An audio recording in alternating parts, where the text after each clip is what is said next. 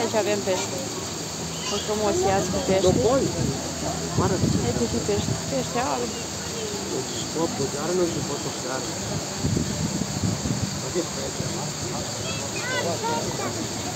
Sunt mai mulți. Peștelini.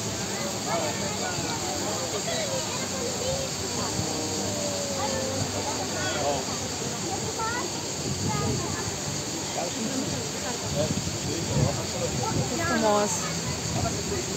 Foarte pești. Acum mergem sus.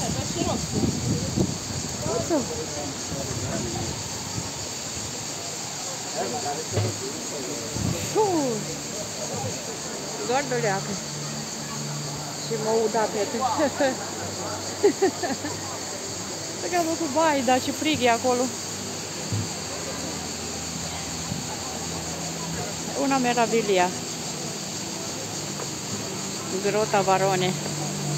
Riva del Garda. Mai ducem sus, să vedem și mai și sus. Facem tot turnul.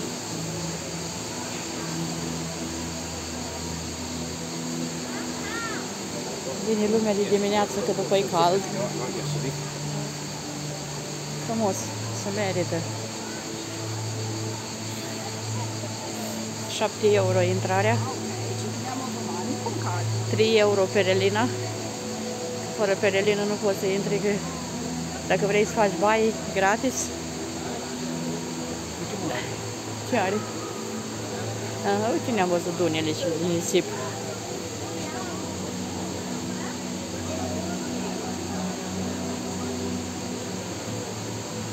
Deci frumos.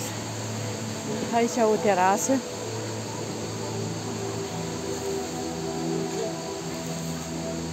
Terasă, stă lumea să uite.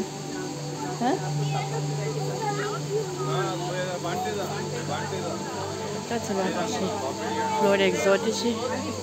Nici n-am mai văzut. Cum se cheamă?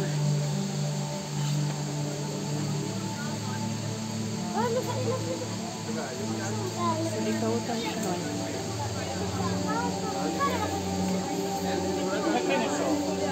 Niște flori meraviglioase.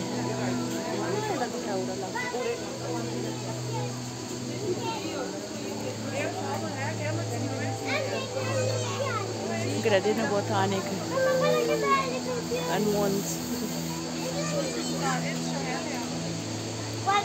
și palmieri mari. Aici jos e barul, suveniri. Lumea se urcă, orașul Varone. Pe acolo pe undeva suntem și noi cazați.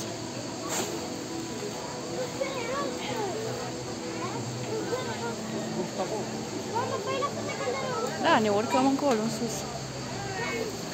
Eu las pelerina pe mine ca să se usușe. E plină de apă. Uite și palmieri.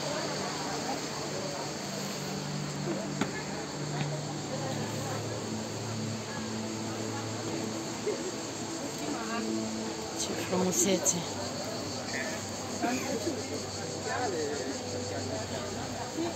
Uite cum se cheamă. De asta am și eu acasă. Am și eu unul, dar e mititel. Poate să crească mare.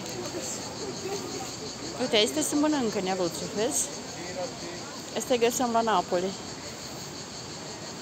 Bârburile se fac portocalii din bârb și se mănâncă. Deci frumos. Și se vizitează, lumea se duce până acolo sus. Aha. Hai.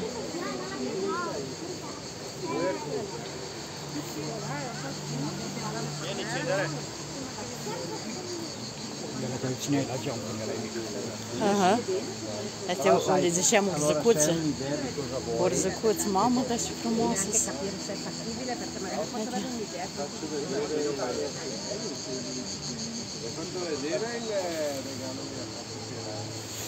Neluțu a zis că-s flori când avea mama, când eram noi mici.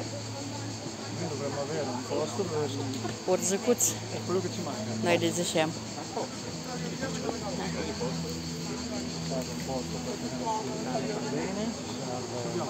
Uite ce frumusețe aici. O frumusețe di meraviglia. No, non ci sono altri due, scusa. Prima o poi. Due palmieri. Uno sicuramente. Uno forse. Ma altri due no? E leagă ce frumusețe de flori. Altri due un po' esagerati.